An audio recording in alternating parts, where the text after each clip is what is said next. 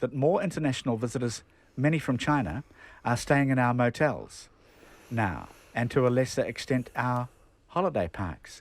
And motels, if people don't know, are an especially Australian phenomenon. Isn't that strange? I didn't know that.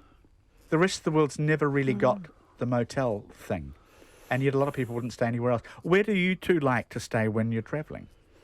Well, I travel a lot, and in fact, Air New Zealand sent me a little thing the other day saying that I've been flying for 623 hours in the last 12 months. Really? That's quite a lot. Yeah, it is quite a lot. It's 24 days, actually. Sure. And so I do spend a lot of time living in hotels. I actually prefer a motel where I can actually cook and where there's an oven and I can sort of feel like I'm a little bit normal, really. Yeah, and you have more freedom. You can walk more on and out. What about you, David? I've become an Airbnb fan. I love actually a bit similar where it's not a hotel, it's someone's house. They're not there. You can cook for yourself. It's an actual home, etc. And the prices are very reasonable. So unless it's for business, wherever I go now, first thing I do is go to Airbnb and see what the local accommodation is. And sometimes you can actually put in the address of the people you're visiting and find a place 20 metres down the road sometimes. A couple of things to ask before we go. Someone says, do they intend to export Cadbury chocolate back to New Zealand? Asks Mary. Doesn't make sense to me. That people have a lot to say about the Cadbury situation. What do you reckon about this situation? Are Aucklanders looking at a 16% rates rise instead of the perennially promised 2.5%? Auckland Mayor Phil Goff's big idea for funding the annual $400 million shortfall for transport projects with a fuel tax, a regional fuel tax, has been ruled out. Stephen Joyce, the Finance Minister, thinks fuel taxes are administratively difficult, prone to leakage and cost spreading, and they blur the accountabilities between central and local government. So the government will look at tolls and congestion pricing, but not for a while. Does either of you have any idea where Auckland's going to find the money for the $1 billion sewage pipe and the rail tunnel and the busways and the new harbour crossing and everything else it needs to do to try and solve congestion? What do you think? Well, I think infrastructure such as sewers and that they are what you fund from rates. Transport should be funded by the users of transport, and it comes down to how you do that. Petrol tax is a bit of a blunt instrument, where my preferred model is tolls or congestion charging, but where you get the trouble is you need to do that on new roads, and normally they'll be used just to fund those, where what Phil Goff wants is funding for some of the projects they've already got underway, like the rail loop. Sure, but do you have any idea where Auckland's going to find the money now? Well, I don't think he's going to put rates up 16% unless he wants to be a one-term mayor. I mean, the thing is, the level they want to spend, though, is a political decision. They can spend less. And it's not just on transport, etc. So sometimes you have to just make your spending fit your income. I hear the music, and it is time to bid you both farewell. David Farrer, thank you for coming on. Thank you. Let us know how you get on with the travelling with children on planes. And it will be a long campaign, I suspect. And Dame Diane Robertson, always a pleasure. Thank you. No, thank you. And it'd be really good if people would go online and look at our data our way and fill in our online tool. Very good. Checkpoint coming right up.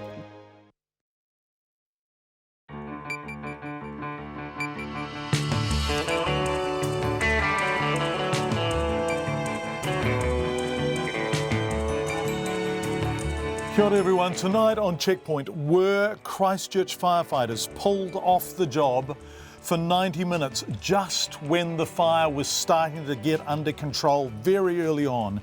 Is civil defence in a state of flux? The homeowner who was mistakenly told her house had been burnt to the ground. The first Indian student to be deported speaks to us as the police escort him onto the plane.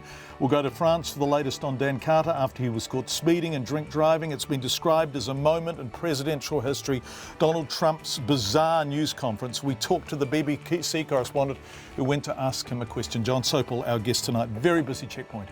Coming up after the Pips and Katrina.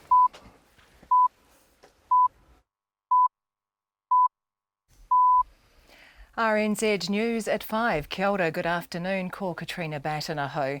The first evacuees from the Port Hills fire have been allowed back this afternoon.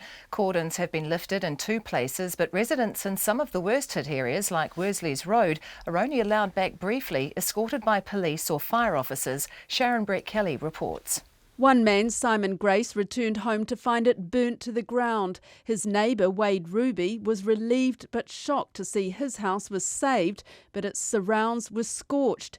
Many evacuated residents are angry at Civil Defence's handling of the emergency, saying it is impossible to get any information. The Civil Defence Controller John Campbell says it could have done a better job, but it has never had to deal with a 2,000-hectare fire within both an urban and rural environment, and it was a complex operation. Firefighters say the fire is now contained and misty rain has been falling in Christchurch today. But Mr Mackey says the fire danger is not over. I Ototahi ko Sharon Brett-Kelly aho. Meanwhile, the Professional Firefighters Union says a group of its members was needlessly taken away from a fire in the Port Hills at a crucial time by rural fire operators, only to be called back an hour and a half later. The union wants an independent inquiry to look into what it describes as a total lack of structure and control between the organisations fighting the fires. A temporary hold has been put on deporting a group of 10 Indian students while they negotiate a deal to leave voluntarily. The students have been sheltering in the Ponsonby Unitarian Church in central Auckland. Their lawyer, Alistair McClymont, says the Immigration Department has told him it's now willing to negotiate terms that would allow the students to reapply for student visas after they've returned to India. He says the Immigration Department has given a deadline of February the 22nd for the students to leave voluntarily. The US President Donald Trump has launched an extraordinary denunciation of his critics at a news conference, complaining he inherited a mess and was slamming stories that his campaign was constantly in contact with Russia as fake news. At the hour-long news conference, Donald Trump touted his own poll numbers and victory over Hillary Clinton and rejected allegations of chaos within his government. He said it's running like a fine-tuned machine and accused the media of dishonesty. I'm actually having a very good time, okay? But don't forget, that's the way I won. Remember, I used to give you a news conference every time I made a speech, which was like every day. Okay? No, that's how I won. I won with news conference and probably speeches. I certainly didn't win by people listening to you people, that's for sure. Donald Trump says a revised version of his travel ban, which was suspended by a court, will be published next week. The original order triggered chaos at US and overseas airports and led to complaints from US businesses and drew numerous legal challenges. Australia and New Zealand have agreed to work together to try to breathe life into the stalled Trans-Pacific Partnership trade agreement. The country's prime ministers have just wrapped up formal meetings in Queenstown and a joint media conference. Bill English says while Australia and New Zealand don't have exactly the same trade interests, they're both keen to see the deal continue even without the United States. We also have deals that we're both focused on, like trade deals with the European Union. But in the case of TPP, I think there's a sense there that among the remaining 11 countries, it would be quite beneficial for Australia and New Zealand to show some confidence that this could be moved forward. Bill English. The family of a man who drowned after being let out from a mental health facility in Hamilton 2 years ago says a review by the Waikato DHB is nothing more than a whitewash. Nicky Stevens was a schizophrenic on suicide watch when he wandered off from the Henry Rongomo Bennett Centre in March 2015. His body was found in the Waikato River 3 days later. His mother, Jane Stevens, says she's very disappointed the DHB was unable to acknowledge it was responsible for her son's death. They've played around the edges, acknowledging that there are opportunities for change, which, the use of language is very unfortunate and disrespectful, I think, to the gravity of what's happened to our son. Jane Stevens says, though, she hopes recommendations on strengthening the management of patient leave and improving consultation with families will help others in the future. It's coming up to 5 past 5. To sport, the covers are off and ground staff are preparing the Eden Park pitch, optimistic tonight's 2020 Cricket International between New Zealand and Australia in Auckland will go ahead. The match is scheduled to start at 7 o'clock, but there's been drizzle during the day and further showers are forecast. The Black Cap spinner Mitchell Santner says the one-off 2020 game will be key to building momentum ahead of the 5-match one-day series starting in Hamilton on Sunday. If we can win here, take some momentum into the first one day, with it being quite a short turnaround. I mean, we play on Sunday, so probably be only another training and then we're straight into the one day. So, we've played some good cricket of late, so I think the lads are feeling pretty good. Mitchell Santner. Super Rugby is changing its rules surrounding video reviews, favouring a system that more closely resembles rugby league. Previously, referees have been able to send contentious decisions upstairs without providing their opinions on the incident. This season, a referee who wants a decision reviewed by the television referee will first have to state their on-field decision. The television ref will only then be able to overturn the call if there's compelling video evidence to do so. Manchester United have beaten French club Saint Etienne 3-0 in their latest Europa League football match at Old Trafford. Tottenham lost 1-0 to Belgian side Ghent. The New Zealand women's hockey team has been beaten 3-0 by Argentina in their latest test in Buenos Aires. Argentina lead the best-of-6 series 2-1. That's the news. Tonight on Nights, country life meets a biological farmer. But what other kind of farmer is there? There's Anna Ross from Christchurch's Imagination Station introducing kids to robotics this weekend because we might as well get familiar with the machines before they take over. And we have a Sonic Tonic dedicated to the songs and sounds of building DIY style. On Nights, can we fix it? You know the answer. After the news at 7 on RNZ National. Met Service weather to midnight tomorrow. Northland and Auckland scattered showers, some heavy with isolated thundery downpours today and possibly south of Auckland City tomorrow. For the remainder of the North Island, showers, some heavy with thunderstorms, localised downpours and small hail in many inland places. For Nelson, Marlborough and Buller, scattered rain, but heavy falls about the Kaikoura coast and ranges, turning to showers overnight, some heavy with isolated thunderstorms and small hail tomorrow afternoon. Canterbury, mostly cloudy with patchy light rain or drizzle. Otago and Southland, also Westland and Fiordland, mainly fine, patchy drizzle about coastal Dunedin tomorrow and isolated showers about the Southern Alps. And the Chatham Islands, cloudy with the odd shower. It's 5:05 and you're listening to Checkpoint. Thank you very much indeed, Katrina. John Sopel coming up from the BBC on that extraordinary Donald Trump media conference. He tried to ask a question. He describes what unfolded throughout it. Also tonight, the Australian and New Zealand Prime Ministers a striking interview with one of the Indian students as he is escorted to the plane by police to be deported. But we begin in Christchurch, where the temperatures have been cooler, the wind calmer. Although it's getting up a little bit now, some drizzle arrived, the fires are now officially contained and evacuees are beginning to return to their homes.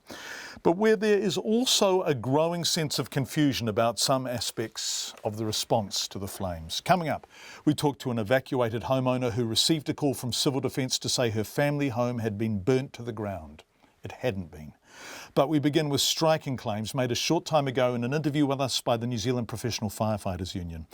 Its National Secretary, Derek Best, has told us that firefighters from Christchurch were at the blaze very early on, but were sent away. Our people from Christchurch, the professional firefighters, were at a particular location. They had the fire pretty much under control, but not extinguished. They were told by rural officials to go back to their stations. They did that, and obviously with the benefit of hindsight, they shouldn't have. And 90-odd minutes later, they were called back to the same locality where the fire was really going very, very well, and they had to start all over again. And they did manage to control it there and saved a number of houses. OK, I need to clarify some stuff. Where were the firefighters when they were sent away? Look, I'm not going to tell you the exact location, but it was in a quite a specific location where the scrub fire was going pretty well. Was it in Selwyn or Christchurch? Look, I don't know the geography that well, but it was very early on in the fire. Right. So, was it around Early Valley Road? Was it somewhere around there? Well, it could well have been, yeah. So that's where the whole fire started, isn't it? And so are you saying that the fire that really got out of control and swept all through there, and we all saw what happened in the subsequent days, could have been kept under control if those firefighters from Christchurch hadn't been sent away?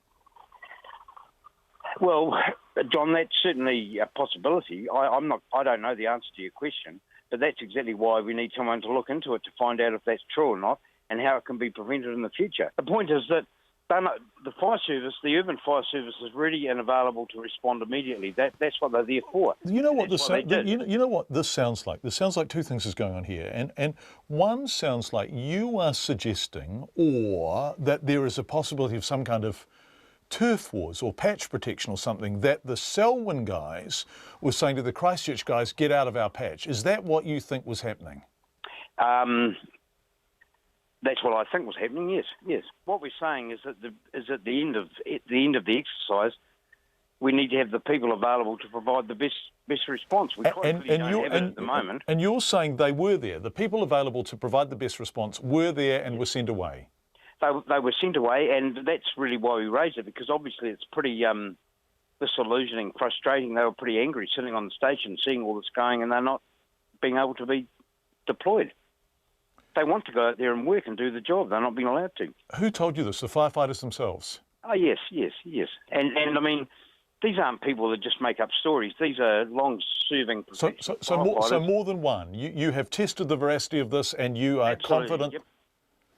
Look, I'm confident, but if these things are not correct, then that's why you need an inquiry to look into it. But I've been assured by these people, and if they assure me that it happened and that they could have protected the houses, then they're the kind of people you believe. Derek Best, we are trying to get a response to those claims. What Derek Best wants is a greater sense of who's in control in such situations. Fire and which branch of it? Police, civil defence, central government, local government. Who exactly is running the show? And evacuated homeowners we've spoken to are saying the same thing. While some evacuees have been allowed to return to their homes and they're going back in greater numbers, others say communication has been poor. Governor's Bay resident Jack Polofsky was evacuated with just a few minutes' notice and has no idea when he can return and what sort of condition his home is in. Not knowing is terrible, but he says his neighbour was told by Civil Defence that her house had burnt down when it hadn't. The Worsleys Road resident spoke to me from a cafe where he and his neighbours had gathered. I asked him what he had heard. No one. And Jack, have you got neighbours there with you?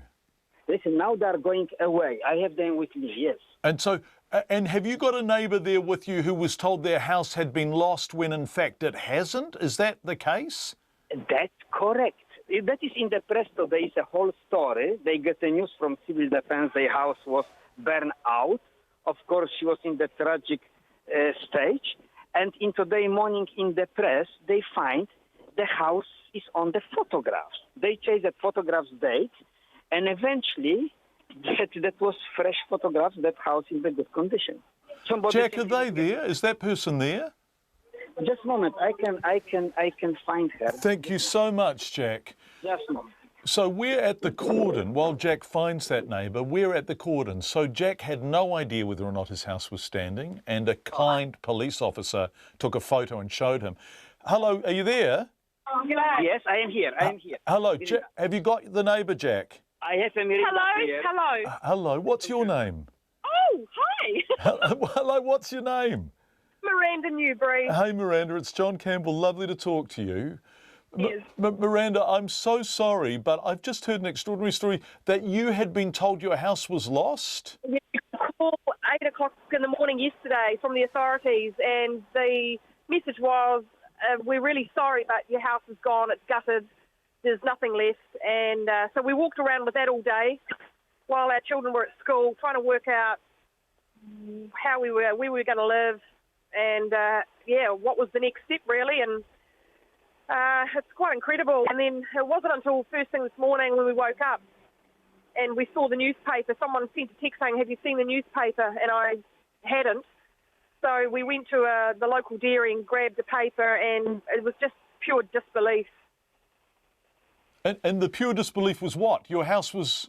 It's the only house with a green lawn. If there's a green lawn, how could your house be burnt out? So wait a sec, you had been told, officially called and told, we're very sorry, your house has been burnt to the ground. Correct. And it hasn't been burnt to the ground. It is untouched. And so how long did you believe it had been burnt to the ground for? The best part of 24 hours? Correct. And so you obviously you went through a form of grief, shock, yeah, yesterday was a pretty bad day, but we've got two young girls, 11 and 13, and because we hadn't seen it with our own eyes, we didn't want to talk about it. They're at school, and we just tried to keep things positive for them. The biggest thing for us was that we potentially lost our cats. If the house was gone, the cats will be gone. We still haven't got the cats, but now we've got the house, it's likely the cats will return. And sorry Miranda, did you tell your daughters? We told them that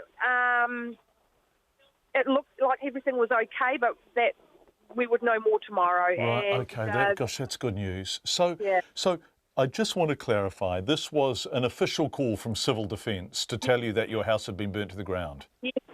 And this morning in the press there is your house standing? Correct. And so where do you think the information came from?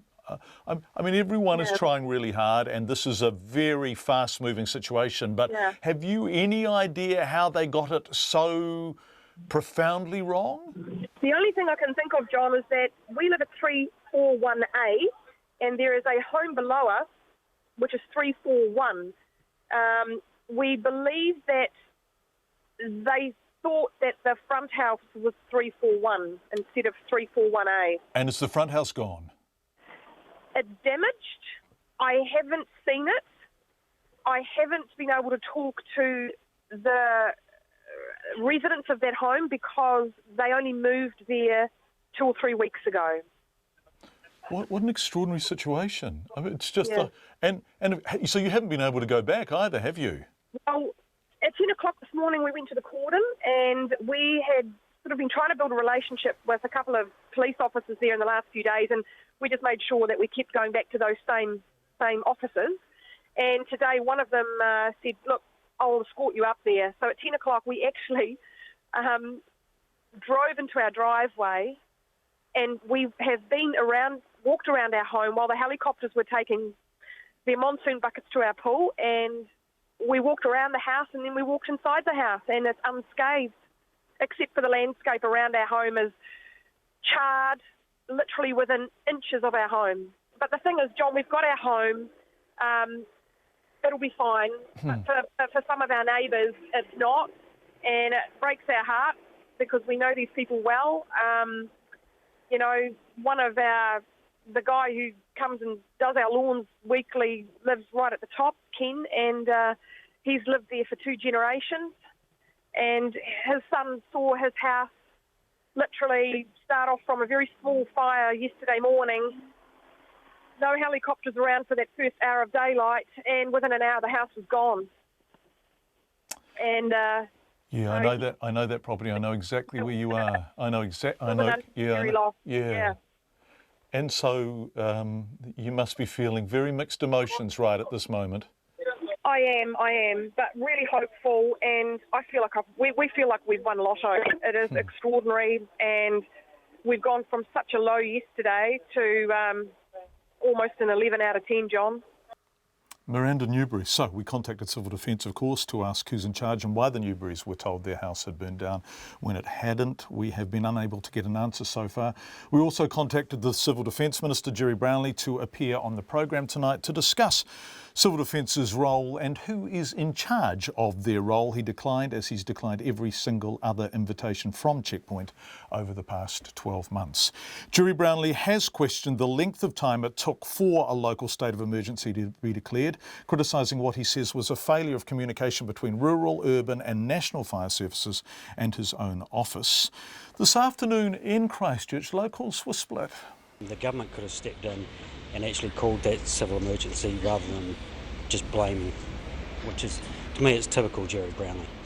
When it comes back to the earthquakes and everything like that, it's to me, Jerry Brownlee's about Jerry Brownlee.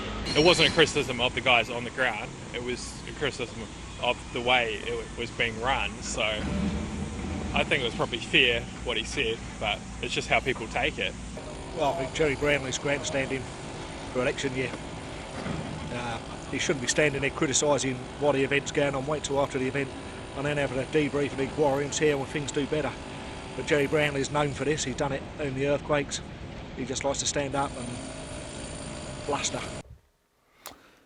That was people in Christchurch this afternoon. The team of investigators looking into the fires have this afternoon asked the police to get involved because of the seriousness of the blazes and the potential that the causes could be suspicious. Ken Leggett of Fire Investigation Services told our reporter Zach Fleming a few moments ago it is a, and I quote, major investigation.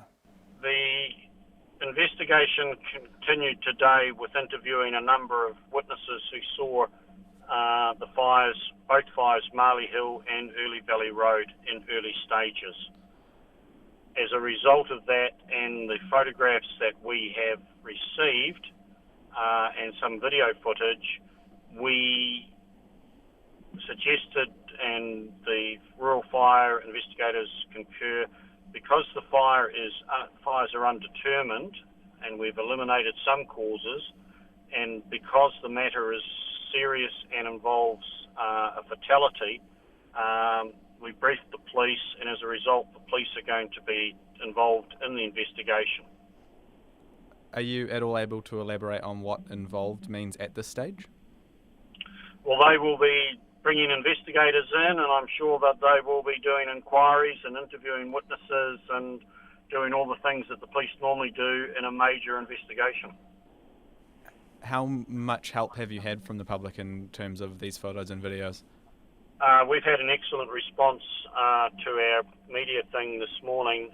As a result of that, a number of witnesses have come forward that have clearly given us information which has caused us to rethink how we're processing the scenes.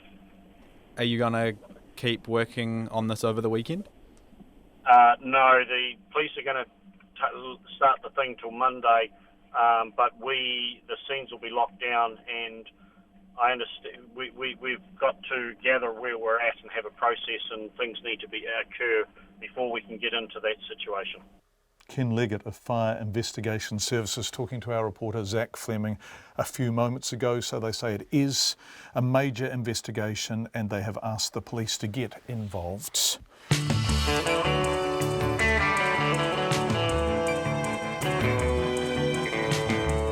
5:22. You are with Checkpoint on a very busy Friday evening. If you are a Christchurch resident, an evacuee, a firefighter, any of the above, we would love to hear from you on the issues we have canvassed tonight and throughout the week. You can text us on 2101.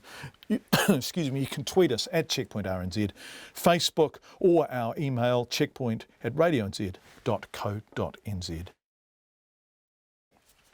Right, 8 of the 9 Indian students we've been following who are being deported from New Zealand have been given a temporary reprieve of a sort. Immigration New Zealand has given them until next Wednesday to negotiate terms to voluntarily leave. If they do, they can reapply for a student visa from India. But at least one student has already been removed from the country. Shurjath Misa was taken to Auckland Airport and put on a plane this afternoon. Now, we called his cell phone and he answered in the departure area just moments before police escorted him onto the plane. Washroom, like in the airport. So you're in the washroom at the airport, and are you being deported? So obviously you're at Auckland Airport. Have you been taken there by the police? Yes, I have.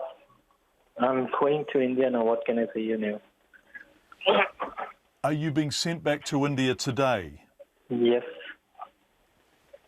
Sujat, when did the police come and get you? Like 15th in the morning, 8 o'clock, they came to the house and they picked me up from there. And where have you been since then? I was in the prison, in the city. There is one Auckland Centre police station. I was in the prison. So you've been held in a prison cell in a police station? Yes. And for how many nights were you there? 2 nights, 2 days, yeah. 15, 16, yeah. Just in a cell in the police station? Yeah. And you've been taken by the police to the airport, Yes. And now you're being deported. And are you in the toilet now when you talk to me? Yes. And Sujat, what did you do wrong? What is the thing that you are being deported for? I don't know why they are deporting me.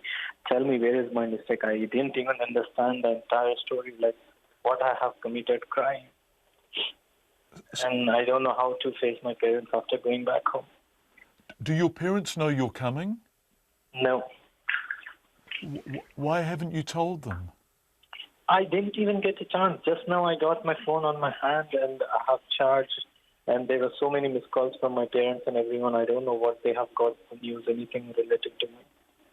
So you are flying back to India now? Yes. And where is your family? What city are they in?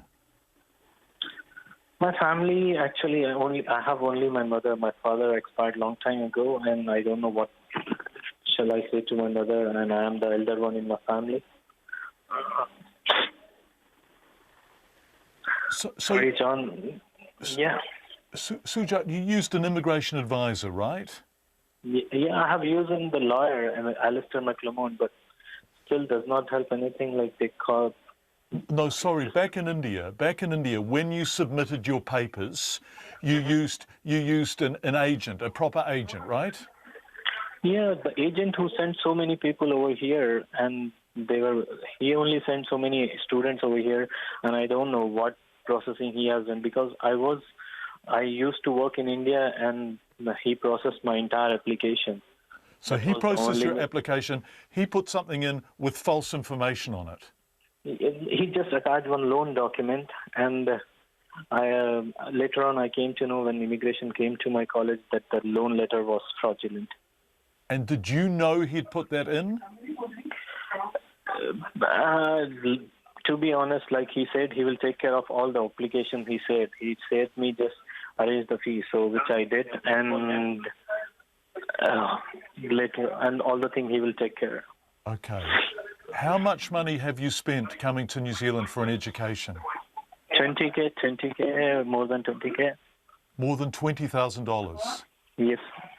And now you're being deported after 2 nights in a police cell? Yes.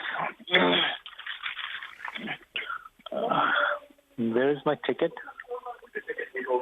Okay. Sorry, what's happening, Sujat, now? What's happening there? The people are taking us. Sorry, where is my ticket and passport? So who's that? Who's with you, Sujat? Police people are with me. Okay, so they're taking you now to the plane, are they? Yes.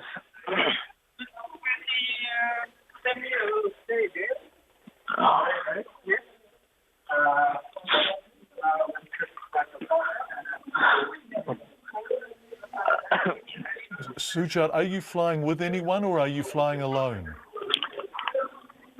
There were few more guys, like they picked up these guys from Tauranga, and these people are also flying with me. They are also getting deported. Right, there are other people flying with you, so there are other students being deported today? Yeah, there are 3 people are there. They are also students, and they have also getting deported. They have applied for Section 61. They just lodged it and they didn't get any confirmation. They are telling, and for no reason they are also getting deported. So Sujat, how many students in total are being deported on your flight? Do you know? No, I don't know, John, because seriously, I met these 3 guys and one more guy, 4 guys. 3 guys are from India and 1 guy is from Vietnam. And how are you, Sujat? How are you as this is happening to you? What are you feeling about all of this? To be honest, it's just a nightmare. I don't know. It's a very bad nightmare. I can't forget this thing. I know, like in my entire career, it looks like entire career. I have spoiled my entire career by coming to this country, like 2 years and nothing like in my hand. Shujath Musa talking to us as he was actually being taken onto the plane at Auckland Airport this afternoon. We've got the latest on Dan Carter in about 20 seconds, but before that we've just received a piece of feedback from Nigel Hampton QC about Christchurch. As with the CTV disaster, so here again, lack of coordinated command and control within the fire service, historic conflicts between urban and rural branches of fire service still continue, the differences between professional and volunteer firefighters, no commission of inquiry post CTV fiasco, which was so badly needed, was asked for, but the government rejected as unnecessary, wrongly rejected, would have hopefully sorted these things out and the Port Hills problems would not have occurred. A restructure of the fire service occurred post Ballantyne's fire 70 years ago. A fresh restructure is desperately needed, informed by a proper commission of inquiry. That from Nigel Hampton QC, talking about what we opened the program with tonight from Christchurch. Let's go to France. Dan Carter has admitted, and I quote, making a massive error of judgment after being caught drink driving in Paris. The former All Black has apologised via Facebook, saying there are no excuses for letting down his French rugby club fans and family. The story was reported by the French newspaper L'Equipe. Richard Escaut is a journalist for the newspaper. I asked him what appears to have happened. What happened is that Dan Carter, in the night on Wednesday 15 to Thursday 16, he was controlled by French police in Champs-Élysées, first of all because he was driving too fast. And I think they just chased the car, stopped him, and asked him to make an alcoholemic test. And the thing is, his blood test is 0.988, which is nearly 1 gram of alcohol per liter of blood, and the double of the limit. So the thing is, they asked him to put the car aside. He came back home. He was not jailed or put on a cell to stop the alcoholemic problem. But he lost 6 points out of 12. We have 12 points on the French driving license, so it's big offense. That's one of the biggest, 6 points.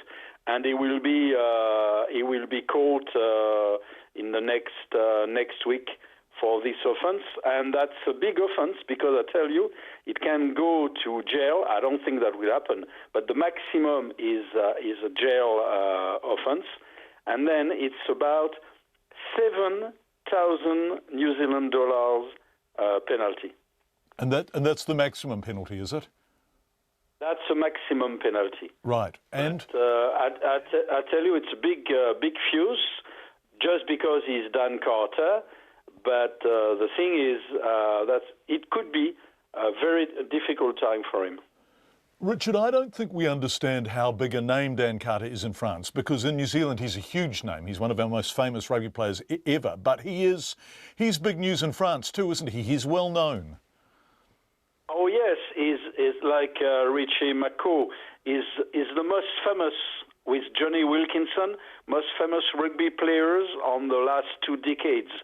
So his name is equal as the best soccer player on the planet, like Lionel Messi, like Ibrahimovic. It's a big name, and Dan Carter is iconic because rugby, you know, is a game full of values, full of attitudes, and people expect him to be without any weakness. You know what I mean? And what happened last night is something quite important in France, because it seems like even a guy like Dan Carter, a couple of years ago, nothing will go out. You know what I mean? He will be stopped by the police. They will say, "Oh, you're Dan Carter, you can go out." At the moment, it looks like it's zero tolerance for who you are, even if you're Mr. Nobody, John Doe, or Dan Carter. And Dan Carter is a big name, and I think police want to make a big fuse and big buzz about that, just to show that nobody is above the law. Richard Escaut from L'Equipe newspaper. The time is 26 minutes to 6, and here with the 26 minutes to 6 headlines is Katrina Batten. The first evacuees from the Port Hills fire have been allowed back this afternoon. Cordons have been lifted in 2 places, but residents in some of the worst hit areas, like Worsley's Road, are only allowed back briefly, escorted by police or fire officers. Fire investigators this afternoon asked the police to get involved, saying the cause of the fire is now a major investigation. The Professional Firefighters Union is calling for an independent inquiry to look into why firefighters were taken away from a fire in the Port Hills at a crucial time, only to be called back 90 minutes later. Its spokesperson told Checkpoint they'd contained the fire but were told by rural fire operators to return to their station. Derek Best says about 90 minutes later the professional firefighters were called back to the same location when the fire was out of control again. A temporary hold has been put on deporting a group of 10 Indian students sheltering in an Auckland church while they negotiate a deal to leave voluntarily. Their lawyer says the Immigration Department has told him it's now willing to negotiate terms that would allow the students to reapply for student visas after they'd returned to India. The US President Donald Trump has launched an extraordinary denunciation of his critics at a news conference, complaining he inherited a mess and was slamming stories that his campaign was constantly in contact with Russia as fake news. Australia and New Zealand have agreed to work together to try to breathe life into the stalled Trans-Pacific Partnership trade agreement. The country's prime ministers have just wrapped up formal meetings in Queenstown and a joint media conference. Discussions over the fate of the quake-damaged Christchurch Cathedral have resumed, with the Anglican Church expected to consider its options next week. The cathedral has been derelict since the February 2011 quake, with parties at an impasse on whether it should be demolished or restored. I'll be back at 6. Those are the headlines. We'll be back at 6, which isn't very long away, thanks to me. Sorry, Katrina. We look forward to seeing you in the not-too-distant future. Lots coming up between now and then, though. A rise in car sales is helping boost retail purchases. Official figures show retail sales volumes, which take account of price movements, rose a seasonally adjusted 0.8% in the 3 months to December, but analysts warn a slowing housing market and rising petrol interest costs could put a brake on spending. Our economics correspondent Patrick O'Mara reports. Luxury car sales have been booming. So this is a 2016 BMW X3 35D. Keith Lovett is the general sales manager at Winger BMW in Wellington. He says confidence is high in the economy, and that's been reflected in interest in new cars. BMW has been good, but I'm always looking for improvements. Mini's been great, but overall the inquiry level has been exceptional. Next door to BMW is Le Cloche Cafe. It's an industry which tends to operate on razor-thin margins, but its director, Francois Fibre, says business is brisk at its 2 Wellington sites, and he's planning to open a third. Wellington is not dying at all, at least not in the cafe industry. We are quite confident that 2017, if 2017 can be as good as 2016 and 2015, that would be fine for us. Westpac economist Satish Ranchod says overall, retailers may be breathing a little easier. For individual retailers, it's probably a pretty firm environment. More people in the country means more bodies in stores, and that's been a big boost to growth over the past year. But a senior economist at ANZ Bank, Phil Borkin, says shoppers are keeping their spending in check. It just kind of reinforces that despite some really positive tailwinds for the housing sector, strong housing price growth, a labour market which is improving, etc., relatively low borrowing costs, that households are showing some restraint overall, and that might be just given the elevated levels of debt that they hold. An analyst warned retailers shouldn't get too carried away. The pace of growth in retail sales volumes slowed to 4.2% over the year, compared with 5.3% in 2015 and 5.9% in 2014. They argue a slowing housing market and rising fuel prices and interest rates could further curb spending. For Checkpoint, Patrick O'Mara. Let's go from Patrick to Jonathan Mitchell, who is going to join us to wrap the week from Wellington. Hi, Jonathan. Welcome to the program again. Auckland Airport feeling the benefits of strong tourism and migration, right? Evening, John. Yes, well, they had their half-year net profit up about 22% to $142 million. More passengers and more planes passing through the airport during that period, helping to boost their revenues as well. So that gives quite a good indication about what they're going to be doing in the second half and for their full-year result. They've announced quite a big infrastructure spend, about $400 million over the coming months, to do a number of things, but including expanding their international terminal. So that's ahead in the coming months. So Auckland Airport's certainly feeling the benefits of strong tourism and migration.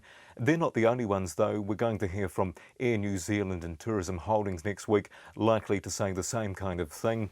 It's going to be a pretty busy week, to be fair, John.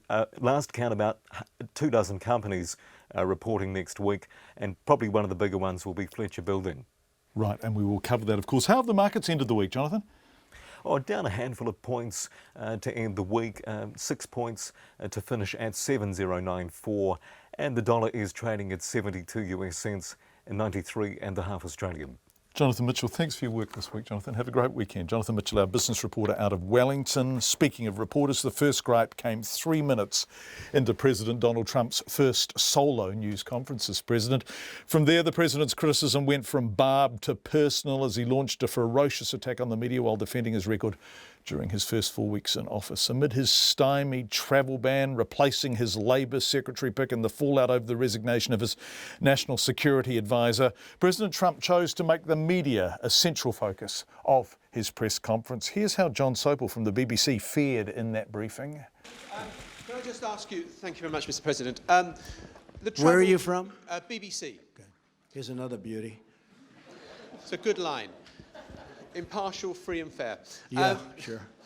Mr. President. Just like CNN, right? On the travel ban, we could banter back and forth. On the travel ban, would you accept that that was a good example of the smooth running of government? Yeah, I do. Let me tell you about the travel. Were there any mistakes in that? Wait. I know who you are. Just wait. And that were some of the more lucid moments in that media conference. We wanted to find out what it was like being there, trying to get a question in. So we gave John Sopel a call and asked him what it's like working in Washington now when the media is perceived as and portrayed as the enemy. Unpredictable, unknowable, unimaginable. Every day you kind of wake up and you think, I wonder what will happen today. And this morning I woke up and thought it's going to be a quiet day in Washington, and I'm trying to finish a book, and I rang the office and said, I'm going to work from home. And then I see a flash on the screen saying, Donald Trump to hold unscheduled news conference in an hour's time. And so I legged it down to the White House, waited in the cold for 45 minutes until the Secret Service let us in, and then witnessed an hour and a half of theatre that you would pay good money for if you were going to go and see it in the city, where you live. I mean, because it was extraordinary. It was wild, unpredictable. He was savagely attacked the media, but you suddenly realise that he spends an inordinate amount of time listening and to the media, watching it, reading it, but hates us simultaneously. He said we were fake news, but gave out some really dodgy statistics himself, which didn't bear scrutiny. But he was in his element. I mean, this was Donald Trump unleashed, if you like. He was suddenly free to express himself in the way that he wanted to. Can you describe the experience of attempting to ask him a question? I mean, his immediate umbrage was he was just straight at you, wasn't he? And instantly attacking your employer. Yeah. So I mean, I could take you through it. Thank you, Mr. President. I'm about to start. He hears my accent. Where are you from? So I said, well, I'm from the BBC. Oh, another beauty. So I thought, well, I'm not going to just ignore it. So I said, well, we're free and fair and impartial. Great response. And he said, yeah, like CNN. And I thought, well, hang on. I said, well, we can stand here and banter all day if you want, but and then I asked my question, and then I tried to ask a supplementary. He goes, I know who you are. Shut up. Sit down. And proceeded to answer the question. So it's not. I've got probably 30 plus years on the clock as a journalist. I've covered politics in France, obviously in the UK, other places around the world. I have never experienced anything like this. But there again, I don't think anyone else, anywhere else, has experienced anything quite like this. And I don't know what question to ask next, because I think it's important we take this really seriously. And the overwhelming temptation is to treat it as some kind of farce, some fringe festival gig in Edinburgh, but it's not, because he's President of the United States. And he's not playing to you, and he's not playing to me, and he's not playing to the audience listening to this interview either. He is playing to people who don't consume the BBC, who don't listen to CNN, who don't read the New York Times. He's playing to another audience entirely, and at some level, they like this stuff, don't they? Oh, completely. I think that his base will have absolutely adored what they heard today. It was the Donald Trump of the campaign. He wasn't shackled. He didn't look awkward. You know, I've seen him doing those news conferences with, you know, the British Prime Minister Theresa May and Benjamin Netanyahu and Shinzo Abe, etc. And he looks like he's a constrained animal. It's not kind of what Donald Trump is. Today he was completely unconstrained. But, John, you make a really, really important point. He doesn't like the media. Donald Trump is at his best when he has an opponent. When he has an opponent he can bash. And so during the Republican nomination process, it was any of the other candidates, low-energy Jeb Bush, little Marco Rubio, lying Ted Cruz. Then it got to Hillary Clinton during the election campaign, and it was lock her up, lock her up. And now he's governing. He's won, but he needs an enemy. And the mistake for the media to make now would be to think that we are the opposition. We are not the opposition. We are there to hold him as a politician, just like any other politician, to account. And we do it fairly, and we do it impartially, and we do it reasonably. And we don't take umbrage, which is what some of the American networks have done, where you can almost see them bristling. They've got a sense of entitlement, a sense of hurt, and I think it's a fatal mistake for us to behave in a way towards him any differently than we would any other political figure, because otherwise I think that the reputation of the media will go down even further. Yes, I think that's a very good point. And I'm listening to you as you say that, and I'm thinking, yes, the moment it becomes partisan, the moment it becomes polarised and tribal, then actually all your good work is lost, because his side will never listen to it, right? I remember as a young political journalist covering the House of Commons at Westminster, and a very old seasoned hand who's long since passed away said to me, remember this, it's about the Christians and the lions down there, but we are not players in the game. We may give a thumbs up and a thumbs down from time to time on who's done well and who's done badly, but we are not participants in the fight. And I think we have got to stay above the fray. There is a lot of fake news out there. There is a lot of people who don't know what to believe. I think for broadcasters like yourself, like the BBC, hopefully, if we can give people the news that is fact-based, that they are demonstrable facts, that we don't have a dog in the fight, then I think we stand a chance. Otherwise, I think we could be swept away in endless Facebook posts of fake news, and I don't think that serves democracy well. That's John Sopel, who is the North America editor for the BBC, a brilliant journalist who we often run here on Checkpoint, talking about his experience of being at that Donald Trump media conference. Two politicians who've had differing experiences of dealing with Donald Trump are the Australian and New Zealand Prime Ministers. They agreed to work together today to try and breathe life into the TPP. The deal has been floundering after President Trump pulled the US out. The Australian and New Zealand Prime Ministers have held formal talks in Queenstown this afternoon. After the talks, Bill English told the media that the TPP is not dead yet. Well, it's a new task, isn't it? So, New Zealand was one of the initiators of the TPP. Australia came along. We don't have exactly the same trade interests in our trade deals. They have different pressures than we do.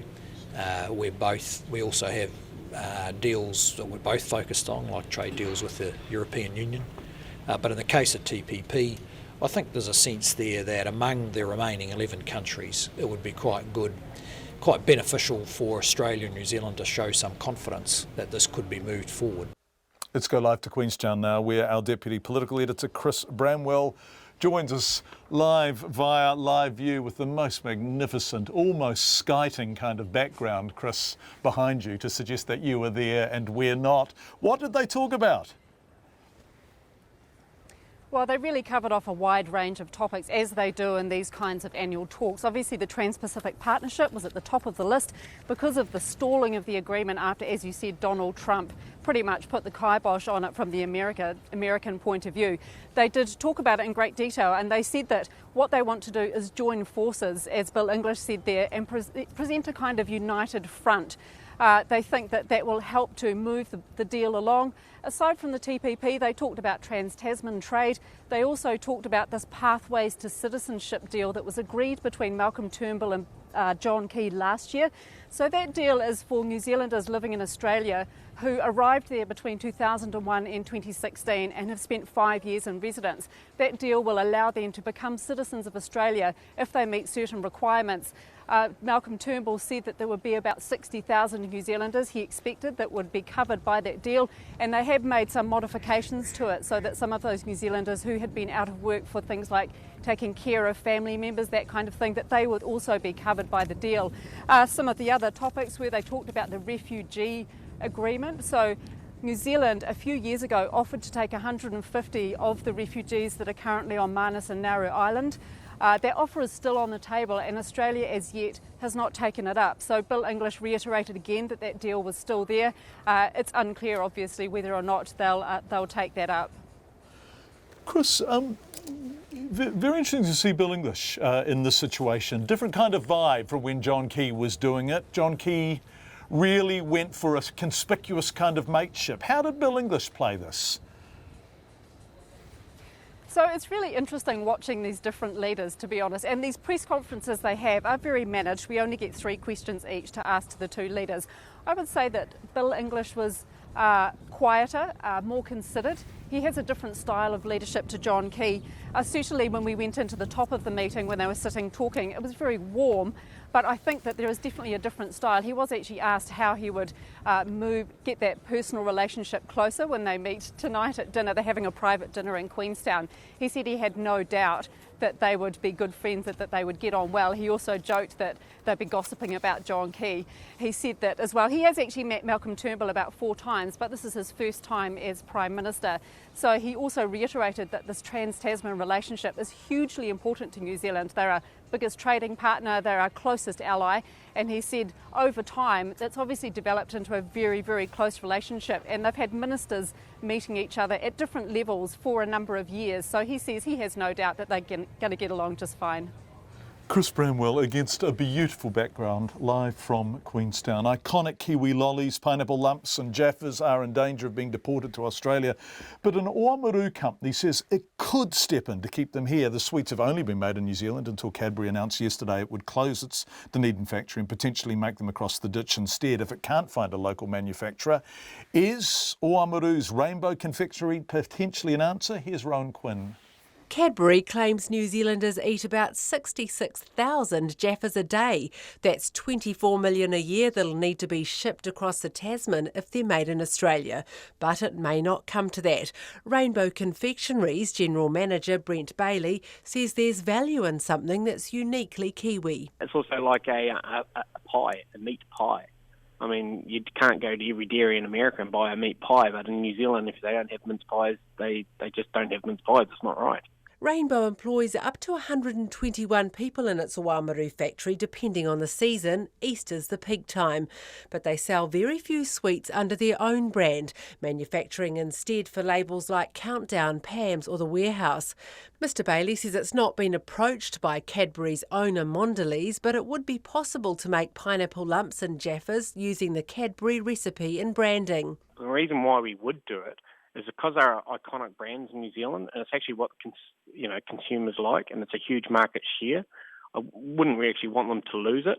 There has to be a business decision behind that as well, but it is something we'd entertain. It's not just all about us and the business; it's also about the consumer. Marketing and advertising veteran Mike Hutchison says taking Jaffas and pineapple lumps offshore would be a disaster. We go down in the annals of history like the size of the ginger nuts being smaller as soon as the Aussie accountants took over. It would kill the brand. It would kill the brand. He says for many New Zealanders, rolling Jaffas down the aisle of a movie theatre was a rite of passage, and that local identity is important.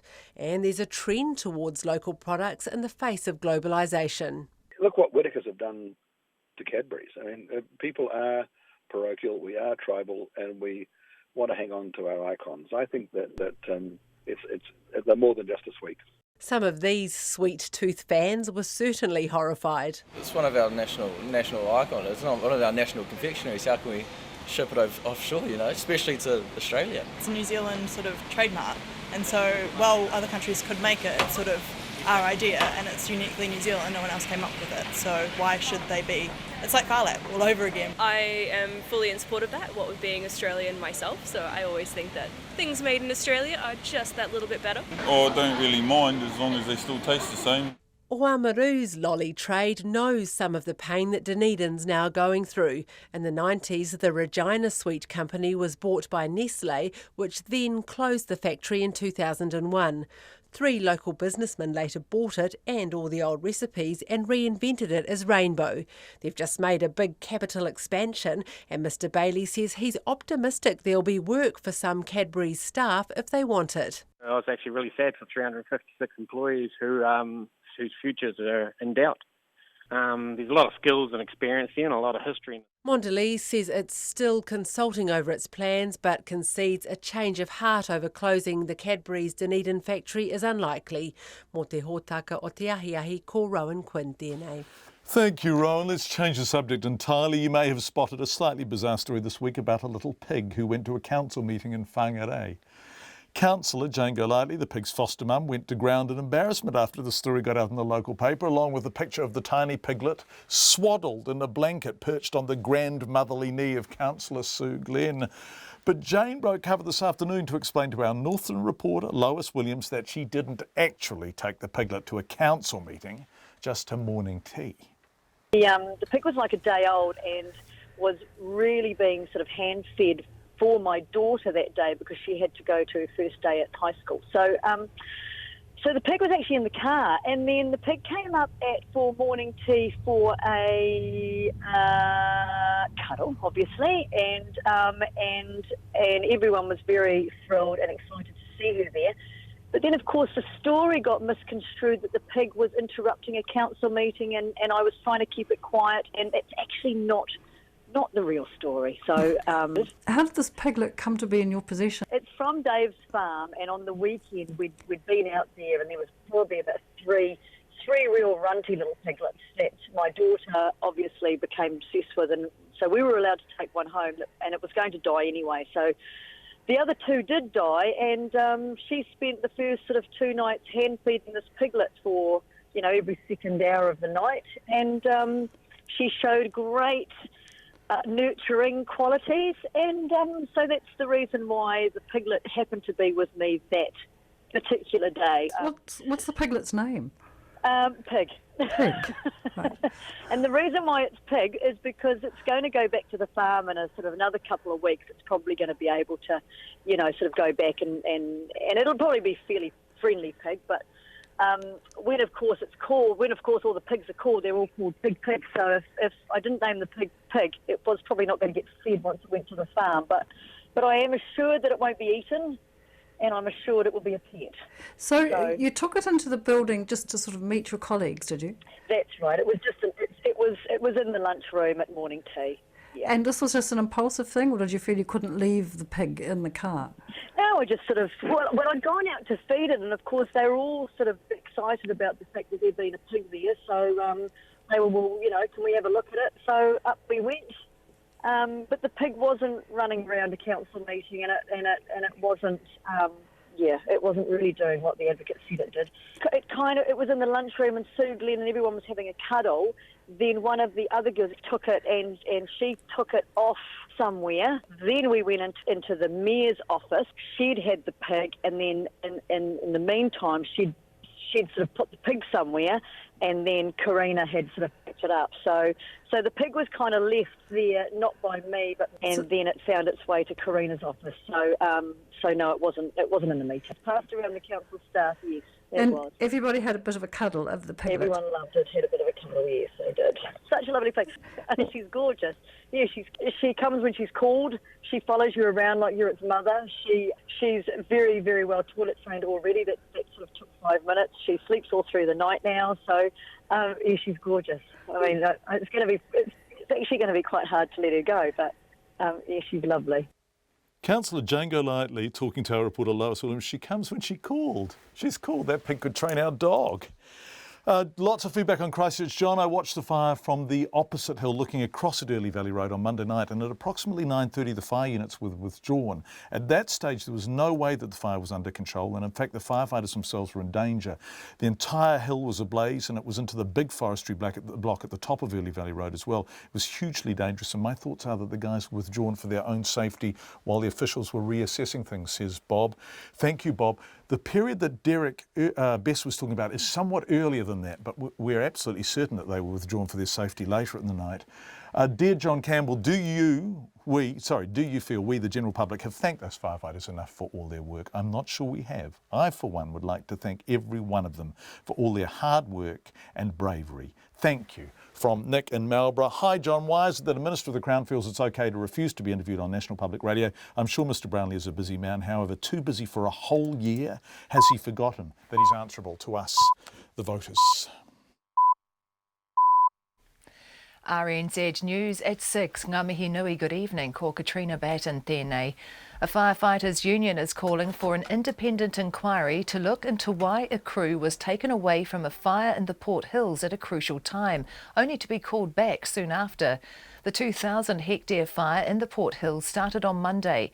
The Professional Firefighters Union says a group of its members had contained a fire and were told by rural fire operators to return to their station. The union spokesperson Derek Bess says about 90 minutes later, the professional firefighters were called to the same location where the fire was out of control again. When they got back there, it was a pretty significant blaze. It had grown a lot in 90 minutes while they were away. These concerns, and you say you've had other ones expressed to me, they need to be tested in a proper forum rather than just debated on the media, and that's the purpose of what we want. Derek Bess says the organisation between firefighting groups shows a lack of structure and command control. Evacuated homeowners are complaining of mixed messages from Civil Defence, saying it's sometimes hard to figure out who's in charge. Miranda Newbury says she was called by Civil Defence early yesterday and told her house had burnt down. She told Checkpoint she was upset and spent an entire day trying to figure out where her family would stay. But this morning there was a photo in the newspaper of her still standing house, which was unscathed. So at 10 o'clock we actually drove into our driveway and we have walked around our home while the helicopters were taking their monsoon buckets to our pool, and we walked around the house and then we walked inside the house, and it's unscathed except for the landscape around our home is charred literally within inches of our home. Miranda Newbury. Civil Defence has defended its handling of the emergency, saying it's a complex operation. And the police say while there has been speculation about what caused the Port Hills fire, no definitive cause has been established. Initial inquiries indicate the Summit Road fire was reported about 90 minutes after the Early Valley Road fire was reported. The fires later merged into one massive blaze. Fire service investigators asked the police to get involved because of the seriousness of the fires and the potential they could have been deliberately lit. The police say they will not speculate until the investigation is complete. 10 foreign students from India have won a stay on being deported as a deal is worked out under which they'd leave the country by next Wednesday. Most have been sheltering in an Auckland church for days, with one of them arrested and put on a flight to India this afternoon. The deportation orders were issued after it was found the students' India-based education agents submitted fraudulent documents on their behalf. Their lawyer, Alistair McClymont, says at the nub of talks with Immigration New Zealand is whether the students will be allowed back into the country. They want to continue their studies in New Zealand, and at the moment, being unlawful here and having this deportation status over their heads, they're unable to do that, which is one of the main reasons why they haven't returned back to India. So if we can negotiate the terms, then they have as good a chance of getting a student visa to come back to New Zealand as any other student. Auckland lawyer Alistair McClymont. An Oamaru lolly manufacturer says it may be in a position to save unique New Zealand sweets, jaffas and pineapple lumps from being manufactured offshore. The Cadbury owner Mondelez has announced it will close Dunedin's Cadbury factory and move production to Australia. However, it would allow jaffas and pineapple lumps to be made in New Zealand if it could find a company to do it. The general manager of Waimaru's Rainbow Confectionery, Brent Bailey, says the company would consider making the brands if approached by Mondelez. And it's actually what the consumers like, and it's a huge market share. I wouldn't really actually want them to lose it. There has to be a business decision behind that as well, but it is something we'd entertain. It's not just all about us and the business; it's also about the consumer. Brent Bailey has also said Rainbow Confectionery may be able to employ some of the redundant Cadbury workers. A Dunedin cleaner, Alexander Merritt, was today sentenced to a minimum 12 years in prison for murdering his supervisor. Karen Ross, who was 51, was beaten to death in the spotless cleaning firm's car park in South Dunedin in December 2015. Tracy Neal reports. A unanimous decision by a jury last year found Alexander Merritt guilty of murdering Ms. Ross. The Crown argued he had formed a strong dislike of his supervisor after she laid complaints about his behaviour.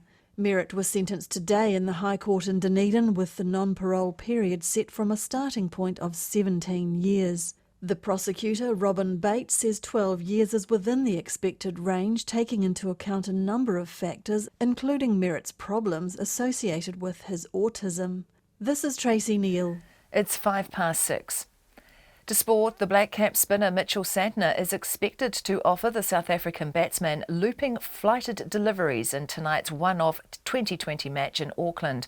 With Eden Park's short straight boundaries and the Proteas boasting a batting lineup which includes the likes of A.B. de Villiers and Faf du Plessis, the last thing Santner wants to do is give them the opportunity to hit over long on and long off.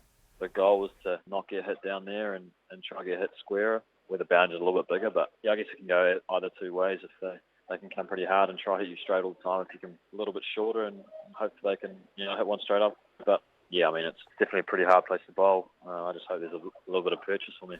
New Zealand have played 14 2020 matches against South Africa, but won only 4.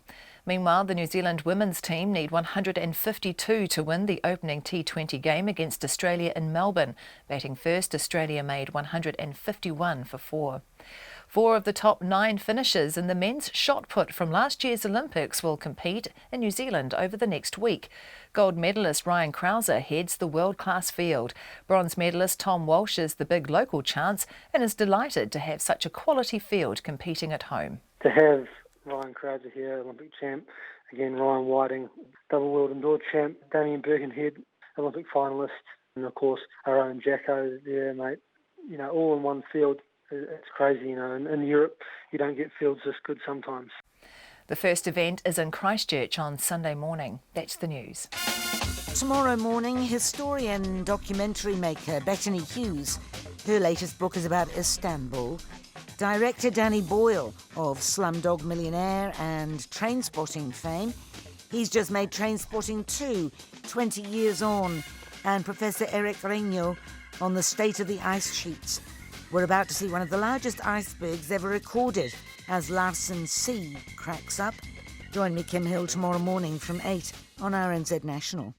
Met Service weather through to midnight tomorrow, Saturday, Northland and Auckland. Scattered showers, some heavy with isolated thundery downpours today and possibly south of Auckland City tomorrow. For the remainder of the North Island, showers, some heavy with thunderstorms, localised downpours and small hail in many inland places.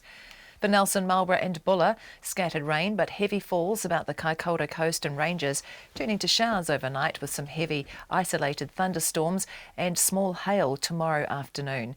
Canterbury, mostly cloudy with patchy light rain or drizzle. Otago and Southland, also Westland and Fiordland, mainly fine. Patchy drizzle about coastal Dunedin tomorrow and isolated showers about the Southern Alps. And for the Chatham Islands, cloudy with the odd shower. It's 6:08 and you're listening to Checkpoint. Thank you very much indeed, Katrina. Have a lovely weekend. You too. A firefighters' union is pushing for an independent inquiry into their claims firefighters were taken away from the Port Hills fire at a crucial time for about 90 minutes very early on. The call by Derek Best comes as evacuated homeowners voiced their frustration about mixed and confusing messages from Civil Defence, including over whether or not their houses have been burnt down. We heard from a woman who was told her family home had gone It hadn't. 2 cordons were today lifted so residents could return to their homes, but in harder hit places like Worsleys Road, homeowners were only allowed back briefly, escorted by police or fire officers. Some are angry at Civil Defence's handling of the emergency. Sharon Britt-Kelly was with 2 residents as they returned home. There is literally nothing left, like it has burnt 3 stories to the ground. Simon Grace surveys the ruins of his family home on Worsleys Road as firefighters hose down the smouldering remains. There's just a couple of bricks left and that's it, like nothing. So, this is your family home? Yeah, we've been here 20 years, so there's a lot of stuff here and had a lot of good times here, and it's a shame just to see it all turn to dust. All that's been saved are a box of photos and a car. The rest of his family's belongings are gone.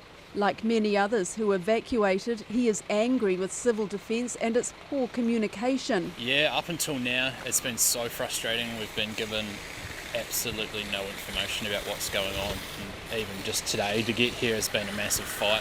Mr Grace has spent hours with other residents at the cordon at the bottom of Worsleys Road, waiting to be allowed home. When media were allowed past the cordon for the first time this afternoon, they argued homeowners should go too. Who's driving this? I can find out for you. Just because we're the residents. I know that, we were just talking about Yeah. the sending the media up, but you guys have to stay here.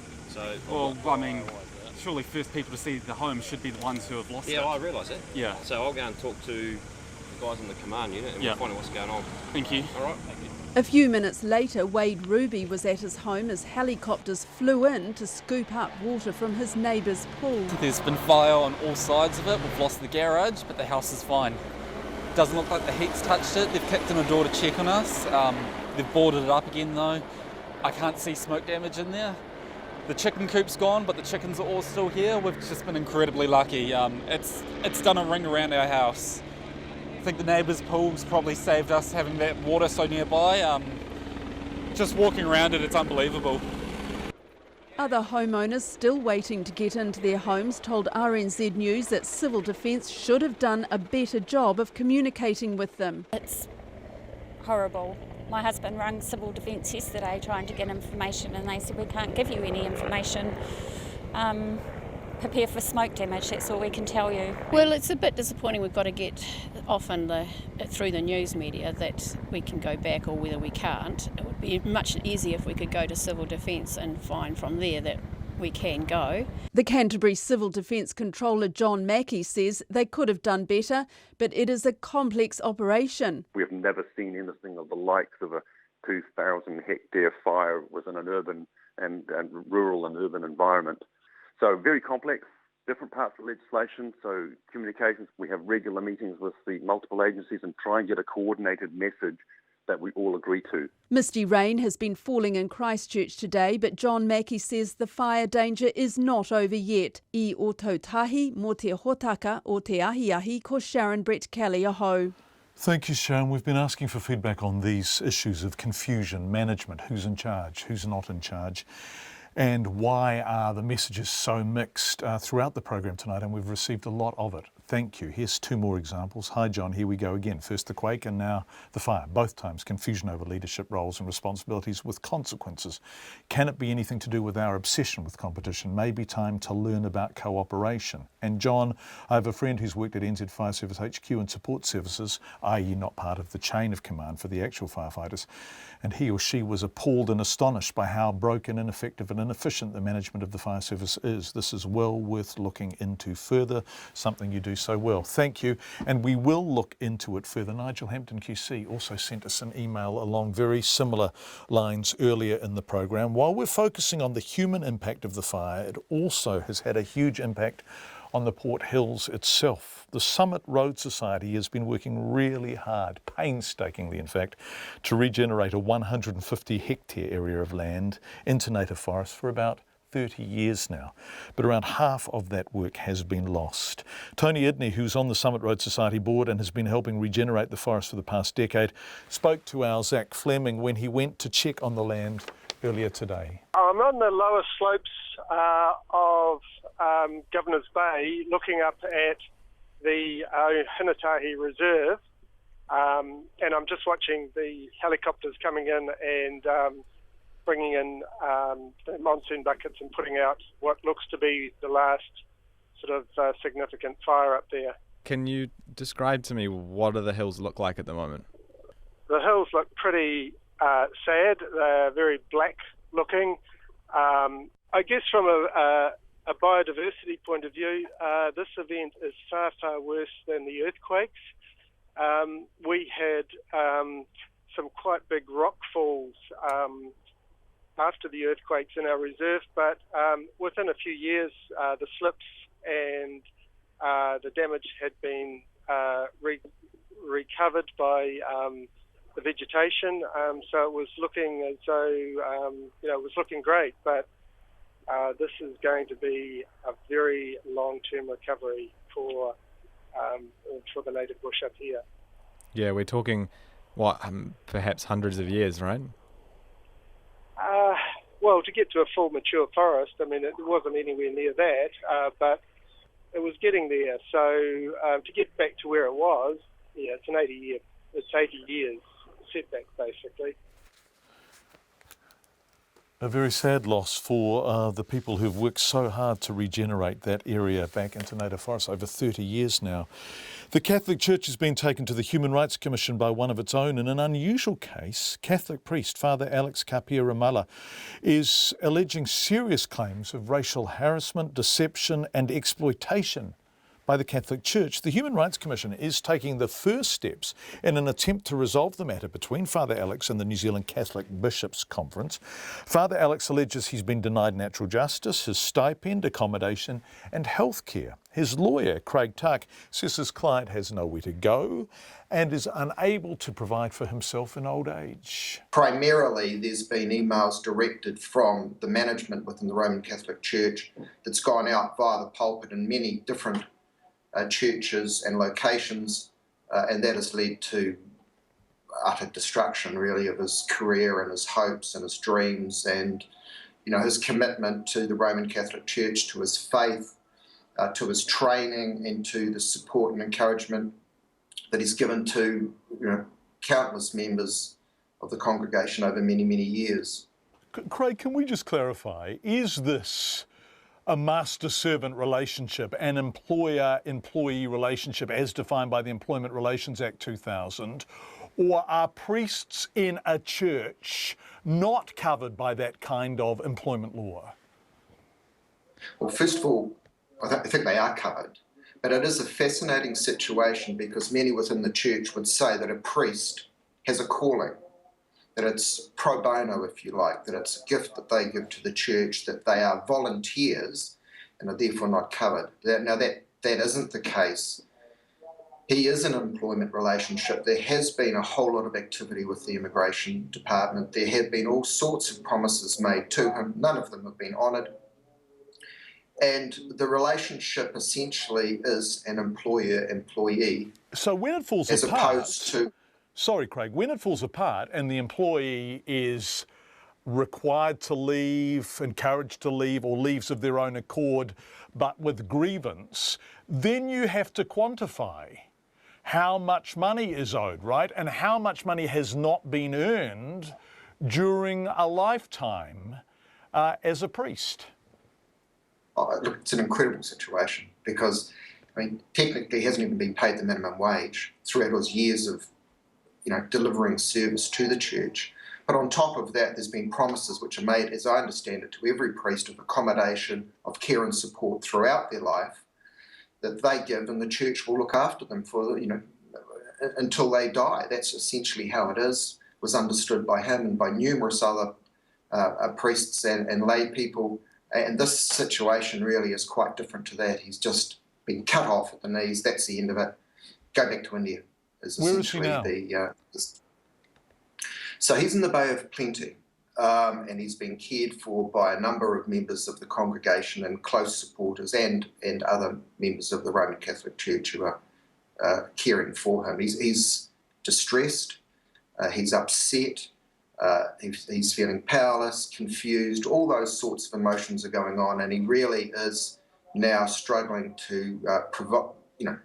to come to terms with, well, what remedies are there with the devotion and the time of service that he's given, where to from here. So you were taking a case under the Human Rights Act to the Human Rights Commission. Is there a precedent for this? I've looked really hard and can't find one. Has anything like this ever happened before? I've not encountered it at all, not seen anything quite like it. And I know around the world there's all sorts of different activity and actions against the Roman Catholic Church, but this seems to be unique in a number of different ways. Having said that, this is Father Alex is somebody that really is somebody who just wants a fair go. He just wants a fair hearing. He wants some transparency from the church, and he wants things put right. Nothing more than that.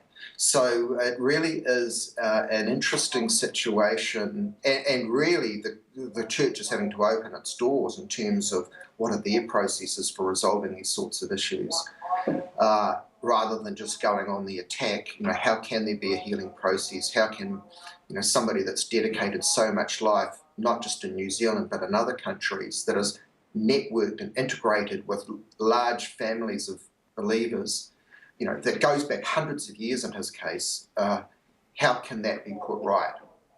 So hence the complaint and hence the mediation process, which we are hoping and relying upon to deliver fairness and justice. What will fairness and justice look like? Well, in his case, he's a man with some years yet to live, and obviously the promises that have been made by the church are what he's ultimately after, to have his reputation restored.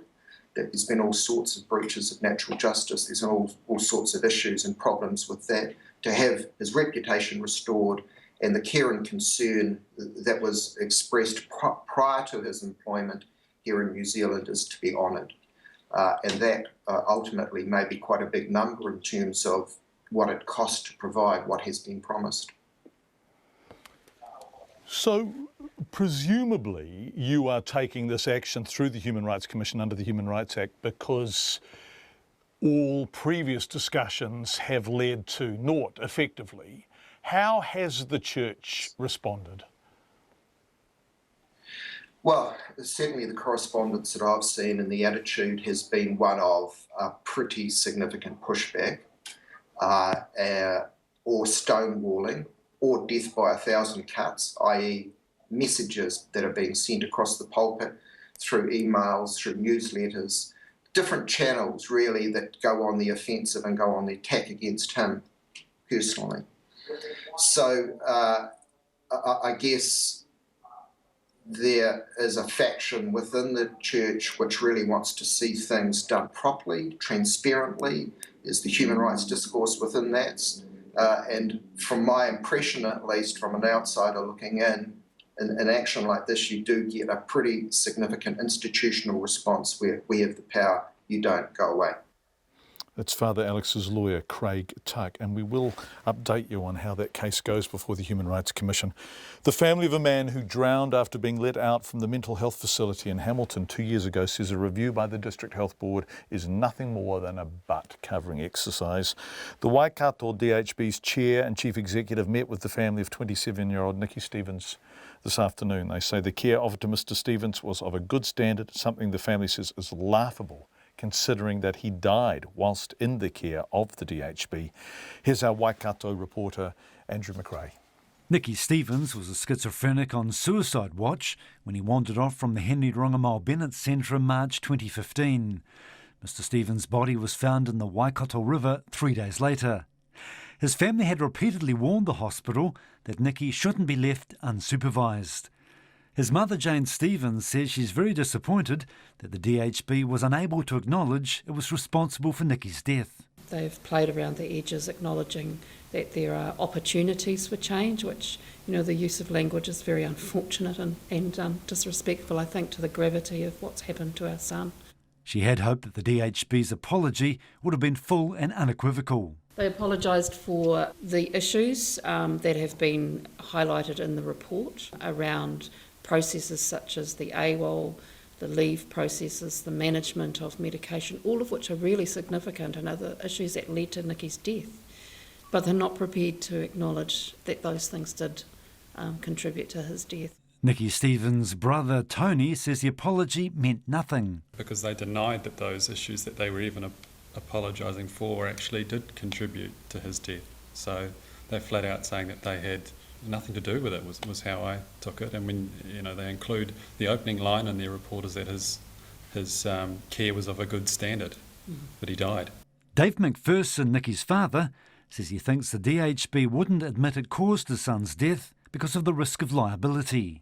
We asked them again, specifically point blank, to fund our legal costs at the coroner's hearing, given that they now are actively funding staff legal costs, their own organisational legal costs, and the police are funding their legal costs. We're having to pay our own, which is there on behalf of our son. The Waikato DHB has apologised for shortcomings identified in a report released today. The Chief Executive, Nigel Murray, says while the care offered was of a good standard, there were a number of deficiencies identified in the review, particularly around patient leave. But he's adamant the DHB wasn't responsible for Nicky Stevens' death. We just don't know. It would be conjecture to assume that. We certainly had some challenges managing his leave. We've apologized for that unreservedly. But if you're asking me directly, did we cause his death? No, we didn't, based on the findings of the review. Dr Murray says he can't guarantee a similar case won't happen again. I don't think in any of our clinical services, including mental health services, we can ever guarantee that. But our job is to try and minimise that. Jane Stevens says while there's no closure for the family from the review, she hopes the recommendations around strengthening the management of patient leave, improving communications with the police when a patient goes AWOL, and better consultation with family will help others. We're certainly going to be watchdogs and involved in ensuring that those changes are real, are initiated and kept going, because that's something we've seen in the past, that they make all the noises when the heat's on, and yet things either don't get put in place or they are allowed to slip back to the way they were. The family are now awaiting a date to be set for a coroner's inquest. In Hamilton for Checkpoint, Ko Andrew McRae-Tene. And obviously we will update you on the results of that inquest. It's coming up to 26 minutes past 6 on Friday night on Checkpoint. Thank you for being with us. We began the program tonight with the Firefighters Union calling for an independent inquiry into why a crew was taken away from a fire in the Port Hills at a crucial time on Monday night, very early on in the life of this fire. Union spokesperson Derek Best told us a crew had contained a fire but were told by rural firefighters to return to their station before they were asked to go back to the same location about 90 minutes later with the fire advanced.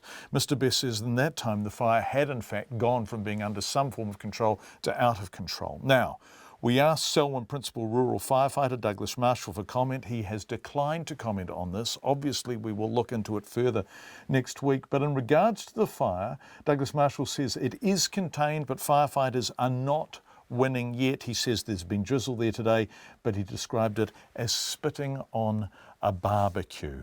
Evacuees are returning, though, in Christchurch.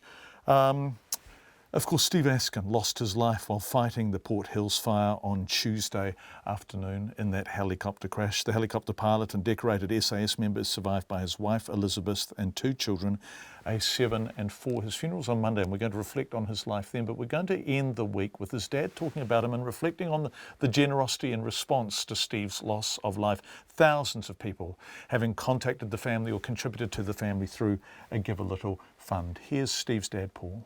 He told a good friend the other day, live frugally. Don't stress out about money and getting ahead and keeping up with everyone. Enjoy your family. And that man's wife told me today that, and this happened about 3 weeks ago, that has really helped in their family. It's just kind of snapped something about, we've got to get ahead, we've got to pay the mortgage, we've got to have a good house. And the guy's relaxed. And it's just been a little something, a little gift dropped in, and he was a gift to so many others as well. Most especially his wife, who's a delightful woman, and she's a gift to our family, and their 2 children, and I just feel for the kids so much and his wife. Leslie and I had 38 years of him as our son, and his little kids have only had him for 7 and 4, and his wife's had him for 9. So it's a huge hole. Steve died helping people, and we know what he did. But people are responding in the most extraordinary way. I mean, I don't know if you know about this, but the Give a Little account is well over $100,000. I think there's another account started. And it's not about the money, but it is about a whole lot of people saying thank you, I guess. Well, can I comment about that? Because I'm as blown away by all this as anybody, and I'm an old turkey, you know. Give a little. Well, I did help buy a beach, but I don't know anything about it, and we as the immediate family didn't have anything to do with it. Starting it, somebody said, you know, give a little account. I thought, oh, you know, well, I suppose 5 or 10 grand, that'd be pretty neat, wouldn't it? Be fantastic for Liz and the kids. And so we're totally gobsmacked. And it would be, I think there's something going on that's in the country for this to happen. And I think there is an appreciation of sacrifice and the values and things that Steve certainly wanted to personify.